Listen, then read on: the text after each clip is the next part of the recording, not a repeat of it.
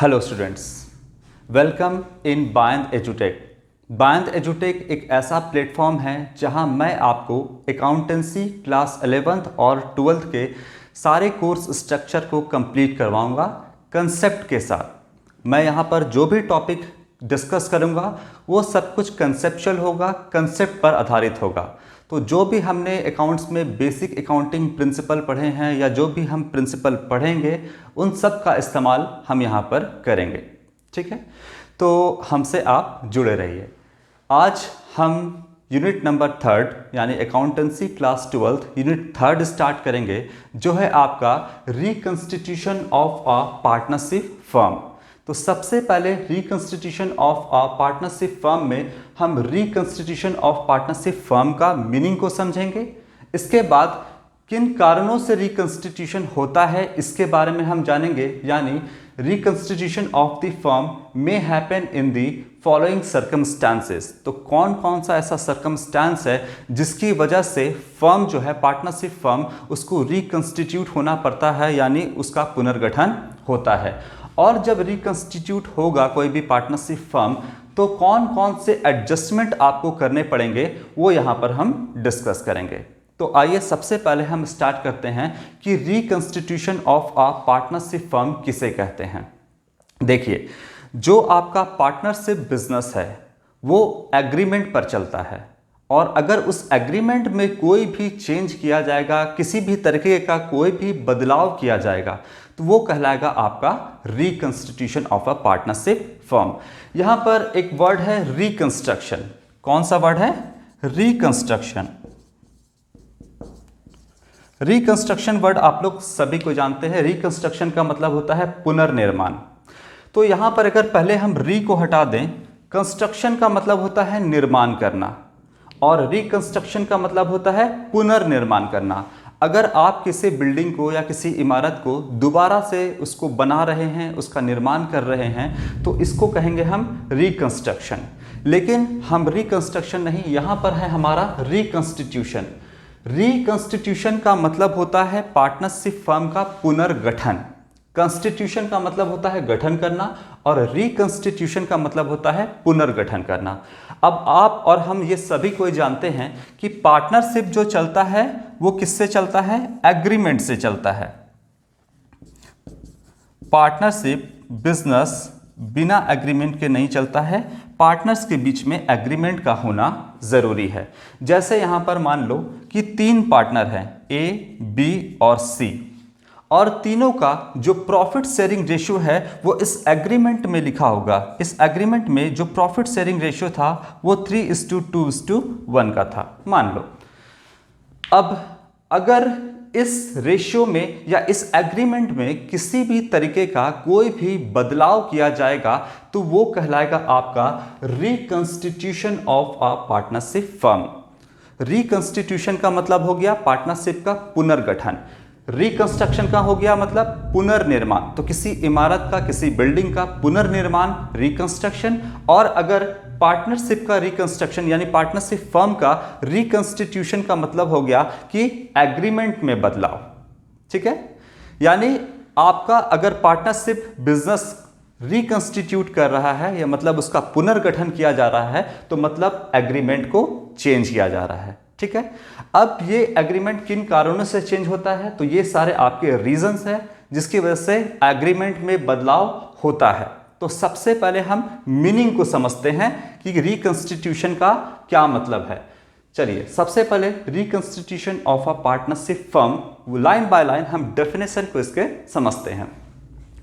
Partnership is the result of an agreement between partners for sharing the profits of a business. Partnership क्या है? तो partnership है is a result of an agreement.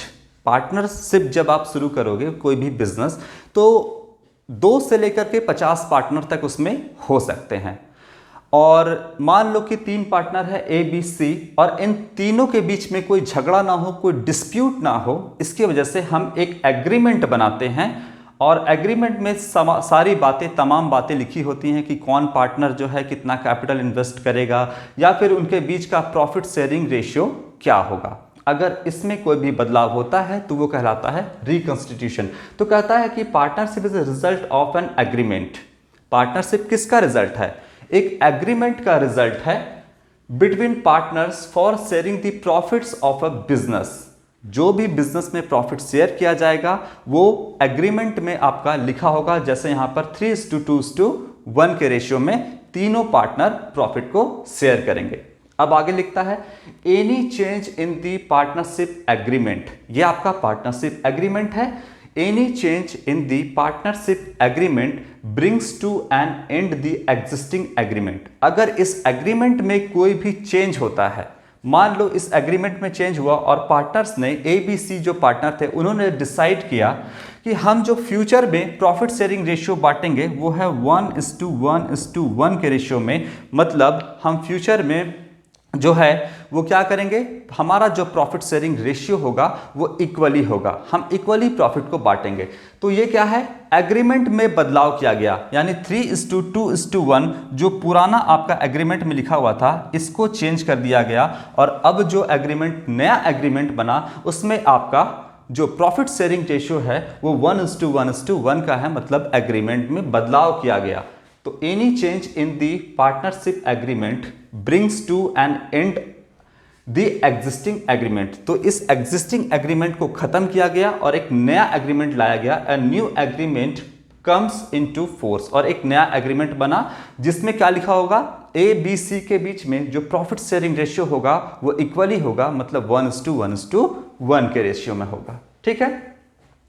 The change in the agreement result in the change in relationship among the partners. इससे क्या होगा, इस agreement में जो बदलाव हुआ, मतलब जो 1:1:1 का रेशियो लाया गया, नया रेशियो, इसके कारण से एग्रीमेंट में बदलाव हुआ और पार्टनर्स के बीच में जो रिलेशन था वो भी चेंज हुआ। अच्छा, पार्टनर्स के बीच में क्या रिलेशन है कि वो लोग सारे मिलकर के बिजनेस करेंगे और अब एक प्रॉफिट शेयरिंग रेशियो होगा जिसमें वो अपने बिजनेस को क्या करेंगे, बिजनेस के प्रॉफिट को डिस्ट्रीब्यूट करेंगे। तो जो आपका नया रेशियो लाया गया, नया जो आपका पार्टनरशिप एग्रीमेंट चेंज किया गया, इसके बीच से इनका भी रिलेशन बदल गया। पहले इनके बीच का रिलेशन था 3:2:1 का, अब इनके बीच में रिलेशनशिप भी चेंज हो गया और इनके बीच का जो प्रॉफिट शेयरिंग रेशियो हुआ वो 1:1:1 का हुआ, मतलब इक्वली हुआ। बात समझ में आया आप लोग को?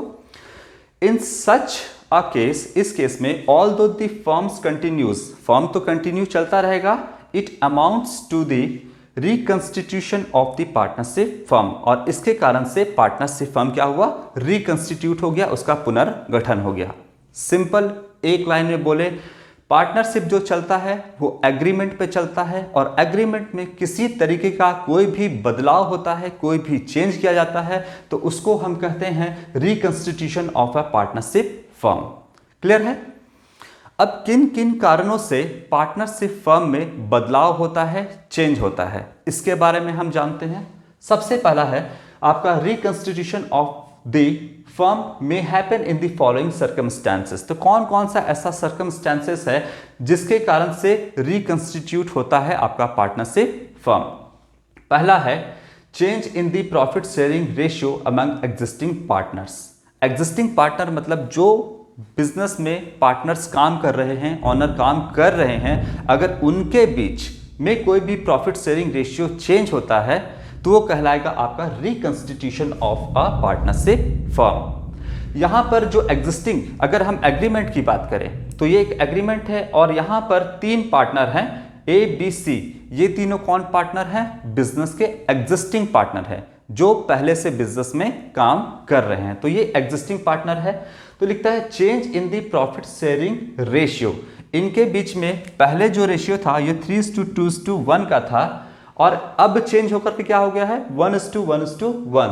तो लिखता है change in the profit sharing ratio among existing partner. इनके जो एग्जिस्टिंग पार्टनर है ABC, इनके बीच में प्रॉफिट शेयरिंग रेशियो चेंज हुआ और 3:2:1 था, ये चेंज होकर 1:1:1 यानी इक्वली हो गया। तो इस एग्रीमेंट में बदलाव हुआ, किस कारण से? तो change in the profit sharing ratio among existing partner. Existing partner में प्रॉफिट शेयरिंग रेशियो चेंज होने की वजह से आपका क्या हुआ, पार्टनरशिप फर्म रिकंस्टिट्यूट हो गया। तो इसे कहेंगे reconstitution of a partnership firm. बात क्लियर? तो पहला रीजन रिकंस्टिट्यूट का क्या है? Change in the profit sharing ratio among existing partner. अब दूसरा क्या रीजन है आपका पार्टनरशिप फर्म के रिकंस्टिट्यूट होने का? तो है admission of a new partner. अगर एक नए पार्टनर का एडमिशन होना है, आएगा वो नया पार्टनर फर्म में एज अ ऑनर बन करके, तो भी प्रॉफिट शेयरिंग रेशियो चेंज होगा। अब मान लो अभी जो है A B C 3 existing partner हैं, एक नए पार्टनर तीनों ने डिसाइड किया कि हमें एक मेहनत करने वाला और इंसान चाहिए जो हमारे बिजनेस में को मैनेज भी करे और साथ ही साथ इनको कैपिटल का भी ज़रूरत होगा। तो ये एक नए पार्टनर का मतलब एक नए ऑनर का एडमिशन कर रहे हैं और मान लो एक नया ऑनर जो है या एक नया पार्टनर आया डी। अब बताइए नया पार्टनर आया तो इसको भी प्रॉफिट का हिस्सा मिलेगा। नया पार्टनर जो आएगा फर्म में काम करने के लिए तो उसको भी प्रॉफिट का हिस्सा तो देना होगा ना। वो तो ऐसे नहीं आएगा कि ठीक है हम कैपिटल ले आए, हम मेहनत भी करेंगे लेकिन प्रॉफिट का हिस्सा हमको नहीं चाहिए, ऐसा तो नहीं होगा।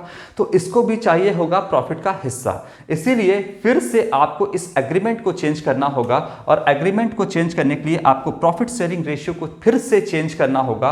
और मान लो नया रेशियो जो बनेगा 1:1:1:1, मतलब ए बी सी डी के बीच में सारा प्रॉफिट जो है वो क्या बटेगा? इक्वली बटेगा। या मान लो इसके बीच में जो प्रॉफिट शेयरिंग रेशियो होगा वो चेंज होकर के 4:3:2:1 के रेशियो में हो जाएगा। तो कोई भी एग्रीमेंट में बदलाव हुआ, अभी एक नए पार्टनर का एडमिशन हुआ और एडमिशन की वजह से हमारा प्रॉफिट शेयरिंग रेशियो जो है वो चेंज हो गया। पहले था 1:1:1, उसके आने पर हमारा जो मान लो नया रेशियो बना वो 4:3:2:1 के रेशियो में बना। तो इस एग्रीमेंट में बदलाव हुआ एक नए पार्टनर के आने पर, तो इसे हम कहेंगे reconstitution of a partnership firm. एक नए पार्टनर का एडमिशन से हमारा फर्म यानी हमारा एग्रीमेंट चेंज हुआ, जिसे हम reconstitution of a partnership firm कहेंगे। तो ये दूसरा रीजन था रिकंस्टिट्यूशन का, पार्टनरशिप फर्म के पुनर्गठन का। तीसरा है आपका retirement of an existing partner. अब यहां पर पार्टनर जो है वो 4 पार्टनर हैं ए बी सी डी और एक पार्टनर रिटायर कर रहा है। मान लो यहां पर जो पार्टनर ए है वो रिटायर कर जाएगा, यानी वो बिजनेस से चला जाएगा, वो रिटायरमेंट उन्होंने ले लिया। अब अगर ए पार्टनर जो है यहां पर रिटायर करेगा तो बताइए बचेगा कौन? बी सी और डी, 3 पार्टनर बचेंगे। तो इसके रिटायर होने पर फिर से प्रॉफिट शेयरिंग रेशियो चेंज होगा और अगर फिर से प्रॉफिट शेयरिंग रेशियो चेंज होगा तो इसका मतलब एग्रीमेंट चेंज हो रहा है। और अगर एग्रीमेंट चेंज हो रहा है तो ये क्या कहलाएगा? Reconstitution of a partnership firm. बात समझ में आ रहा है? तो अगर मान लो ए चला जाएगा तो यहां पर इनके बीच में जो मान लो नया रेशियो बनेगा बी सी डी के बीच में, वो आपका बनेगा 3:2:1। तो ये एक रीजन है जिस पार्टनरशिप फर्म का के रिकंस्टिट्यूशन का, ठीक है। अच्छा, इसके बाद क्या रीजन है रिकंस्टिट्यूशन का? Death of a partner. अगर इसमें से किसी भी पार्टनर का डेथ हो जाता है, तो डेथ हो गया तो वो बिजनेस से बाहर चला गया, बिजनेस से बाहर चला गया तो अब उसको प्रॉफिट का हिस्सा भी नहीं मिलेगा। इसका मतलब जो है आपका प्रॉफिट शेयरिंग रेशियो उसको चेंज करना होगा। अगर प्रॉफिट शेयरिंग रेशियो चेंज करना होगा तो एग्रीमेंट को चेंज करना होगा, और अगर एग्रीमेंट को चेंज करना होगा तो वो आपका कहलाएगा reconstitution of a partnership firm. Clear है बात? इसके बाद ये आपका चौथा रीजन था। पांचवा रीजन जो है आपका अमेलगमेशन ऑफ 2 और मोर पार्टनरशिप फर्म। अब यहां पर कंपटीशन बिजनेस का बहुत टफ है, तो क्या चाहते हैं कि सारे जो पार्टनरशिप फर्म है वो चाहते हैं कि आपस में मिल करके अगर काम करें तो हम जो मेरे सामने बड़ा जो कॉम्पिटिटर है उससे हम कंपटीशन ले सकते हैं, उसके सामने हम टिके रह सकते हैं, मजबूती से खड़े रह सकते हैं। तो अमेलगमेशन का मतलब हो गया कि 2 पार्टनरशिप फर्म आपस में मिल करके काम करेंगे। तो मान लो कि एक पार्टनरशिप फर्म था जिसमें ए और बी पार्टनर थे और दूसरा पार्टनरशिप फर्म था सी और डी। 2 पार्टनरशिप फर्म था, वो दोनों आपस में जुड़ गए तो इनके बीच में इनका एक अलग सा आपका होगा एग्रीमेंट और इनका एक अलग एग्रीमेंट होगा। अब दोनों जब जुड़ जाएंगे आपस में तो एक नया एग्रीमेंट बनेगा और ये रीजन होगा आपका reconstitution of a partnership firm का, ठीक है। तो आपके यहां पर जो है 5 रीजन है रिकंस्टिट्यूशन के। एक है आपका change in the profit sharing ratio among existing partner, admission, retirement, death and amalgamation. तो ये आपके 5 रीजन है फर्म के रिकंस्टिट्यूशन का, पुनर्गठन का। क्लियर है बात? इसके बाद जब फर्म रिकंस्टिट्यूट होगा, जब प्रॉफिट शेयरिंग रेशियो चेंज होगा, तब आपको कुछ काम करने पड़ेंगे। कौन कौन सा काम करना पड़ेगा, क्या क्या एडजस्टमेंट करना होगा, तो वो देखिए आपका ये सारा एडजस्टमेंट है। Adjustment required at the time of change in the profit sharing ratio. अगर प्रॉफिट शेयरिंग रेशियो चेंज होता है तो कौन कौन सा एडजस्टमेंट आपको करना होगा। अच्छा, यहां पर हमने आपको 5 रीजन बताया जिसके कारण से फर्म रिकंस्टिट्यूट होता है, उसका पुनर्गठन होता है, और सारे में देखिएगा तो प्रॉफिट शेयरिंग रेशियो चेंज हो रहा है। मतलब अगर change in the profit sharing ratio among existing partners होगा तो भी आपका एग्रीमेंट चेंज होगा और पार्टनरशिप फर्म का रिकंस्टिट्यूशन होगा। एडमिशन होगा तो भी प्रॉफिट शेयरिंग रेशियो चेंज होगा। रिटायरमेंट है तो भी प्रॉफिट शेयरिंग चेंज होगा। डेथ होगा तो भी प्रॉफिट शेयरिंग रेशियो चेंज होगा। और अमलगमेशन में भी आपका एक नया आपका फर्म बनेगा और जिसमें प्रॉफिट शेयरिंग रेशियो चेंज होगा। तो इन सारे को जो आपका रीजन है रिकंस्टिट्यूशन का, इसके लिए हमको कुछ एडजस्टमेंट करना होगा। और पहला एडजस्टमेंट क्या है, सबसे पहला है determination of sacrificing and gaining ratio. देखिए, जब भी प्रॉफिट शेयरिंग रेशियो चेंज होगा तो कोई पार्टनर अपना हिस्सा छोड़ेगा और जितना हिस्सा छोड़ेगा उतना ही दूसरा पार्टनर गेन करेगा। ठीक है, तो सबसे पहले जो एडजस्टमेंट आपको करना होगा वो है आपका determination of sacrificing and gaining ratio. तो जो पार्टनर सैक्रिफाइस करेगा उसको हमको कैलकुलेट करना पड़ेगा कि कितना सैक्रिफाइस किया और कितना गेन किया। तो सबसे पहला जो एडजस्टमेंट है वो आपको सैक्रिफाइसिंग रेशियो निकालना होगा और गेनिंग रेशियो यहां पर निकालना होगा। जैसे जैसे हम चैप्टर को कवर करेंगे वैसे वैसे सब कुछ आपको क्लियर होता जाएगा। फिर दूसरा क्या है, अकाउंटिंग फॉर गुडविल। अब जो भी फर्म है काम कर रहा है उसका कोई ना कोई रेपुटेशन होगा, गुडविल होगा, और वो गुडविल के दम पर भी कुछ पैसा कमाता होगा, है ना। तो सबसे पहले आपको क्या करना होगा कि आपको गुडविल को कैलकुलेट करना होगा कि किस तरीके से हम गुडविल कैलकुलेट करेंगे। कैलकुलेट करने के लिए आपका जो क्लास 12 सिलेबस में दिया है वो 3 मेथड दिया है। कौन कौन सा मेथड है, average profit method, super profit method and capitalisation method. तो ये तीनों मेथड से हम गुडविल यहां पर कैलकुलेट करेंगे। फिर क्या करना होगा आपको, accounting treatment of reserve and accumulated profits. जो भी रिजर्व होगा या एक्यूमुलेटेड प्रॉफिट होगा, जिस प्रॉफिट को एज अ रिजर्व रखा गया होगा, या फिर जो एक्यूमुलेटेड प्रॉफिट है, एक्यूमुलेटेड प्रॉफिट का मतलब जो संचित, जिस प्रॉफिट को बिजनेस में छोड़ दिया गया एज इट इज, उसको हम बोलते हैं एक्यूमुलेटेड प्रॉफिट। वो भी एक काइंड ऑफ रिजर्व होता है, तो उसका ट्रीटमेंट आपको करना होगा, है ना। प्रॉफिट शेयरिंग रेशियो जब चेंज होगा तो ये सारा आपको ट्रीटमेंट करना होगा। इसके बाद है accounting for revaluation of asset and liability. जब प्रॉफिट शेयरिंग रेशियो चेंज होगा तो आपको किसका अकाउंटिंग करना होगा, एसेट एंड लायबिलिटी का, मतलब उसका पुनर्मूल्यांकन करना होगा। रीवैल्यूएशन यानी पुनर्मूल्यांकन करना होगा कि एसेट का अभी वर्तमान में क्या वैल्यू है और लायबिलिटी का क्या वर्तमान में वैल्यू है। फिर एडजस्टमेंट ऑफ कैपिटल, और हमको कैपिटल का एडजस्टमेंट यहां पर करना होगा। तो ये सारा कुछ काम है जब आपका रिकंस्टिट्यूट होगा एक पार्टनरशिप फर्म इन सारे रीजन से, तो ये सारा काम आपको करना होगा, है ना। सैक्रिफाइसिंग गेनिंग रेशियो कैलकुलेट करना होगा कि कौन पार्टनर कितना सैक्रिफाइस किया, कौन पार्टनर कितना गेन किया।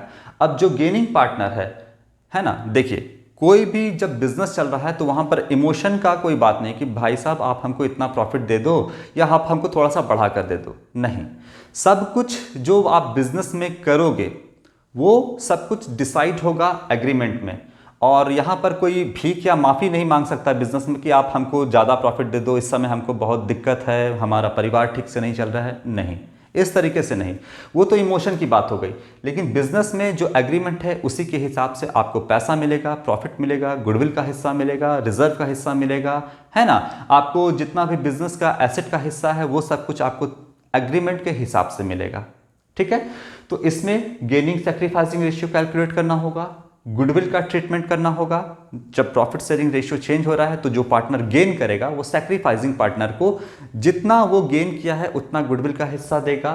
फिर जो रिजर्व है, रिजर्व कहाँ से बनता है, रिजर्व जो भी बनता है आपके नेट प्रॉफिट में से बनता है, और नेट प्रॉफिट जो होता है वो ऑनर का होता है। और जो भी रिजर्व है वो क्या होगा, उसको जितने भी एग्जिस्टिंग पार्टनर है वो अपने आप में बांट कर लेंगे, बांट करके ख़त्म करेंगे, यानी अपने अकाउंट में जो कैपिटल अकाउंट है उसमें सारा को क्रेडिट करके ख़त्म करेंगे। तो जैसे जैसे हम कवर करेंगे वैसे वैसे आपको सब कुछ समझ में आता जाएगा।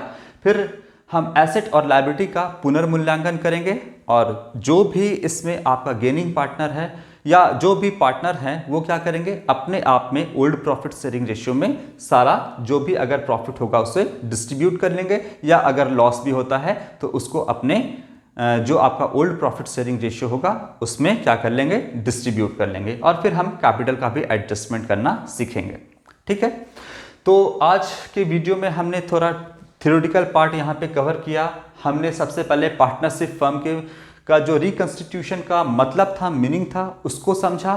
किस किस कारण से, किन किन सर्कमस्टेंसेस में आपका फर्म रिकंस्टिट्यूट होता है, यानी उसका पुनर्गठन होता है, ये मैंने आपको रीज़न यहाँ पर बताया। और उसके लिए रिकंस्टिट्यूशन के लिए कौन कौन से एडजस्टमेंट करना होगा ये मैंने आपको आज कवर करवाया। ठीक है, आज के वीडियो में मैंने इतना बता दिया है। इसके बाद क्या एडजस्टमेंट होगा मैं आपको वो बताना शुरू करूँगा, यानी मैं आपको सबसे पहले change in the profit sharing ratio among existing partner में शुरू करूंगा और उसमें मैं आपको सबसे पहले sacrificing and gaining ratio calculate करना बताऊंगा। आज के लिए इतना ही। Thank you.